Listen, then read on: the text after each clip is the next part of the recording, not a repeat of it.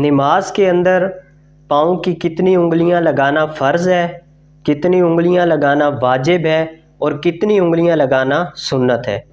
تو غور سے سنیے گا، اور اس میں لگانا کس طرح ہے یہ بھی ذرا غور سے سن لیجئے گا کہ فرض کے اندر ایک انگلی ہوگی، ایک ایک انگلی لگانا یہ فرض ہے، اور تین تین لگانا یہ واجب ہے، اور پاؤں کی 10 انگلیاں لگانا یہ سنت مبارکہ ہے۔